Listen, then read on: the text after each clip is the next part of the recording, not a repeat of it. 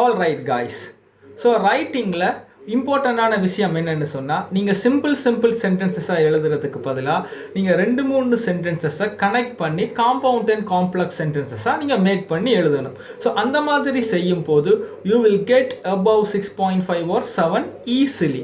So இதை எப்படி approach பண்ணலாம்? ஸோ ஒரு காம்பவுண்ட் சென்டென்சஸ் மேக் பண்ணணும்னு சொன்னால் உங்களுக்கு இம்பார்ட்டண்ட்டாக கனெக்டிங் வேர்ட்ஸ் பற்றி தெரிஞ்சிருக்கணும். ஸோ எந்தெந்த கனெக்டிங் வேர்ட்ஸ் ரொம்ப மோஸ்ட் ஆஃப் த கேசஸ் நம்ம யூஸ் பண்ணுவோம்னு சொன்னால், மொத்தமாக 6 கனெக்டிங் வேர்ட்ஸ் உங்களுக்கு தெரிஞ்சிருந்தால் போதும். you can easily write any kind of writing task too. என்னென்ன கனெக்டிங் வேர்ட்ஸ்னு சொன்னா, since, so, when, if, but, although.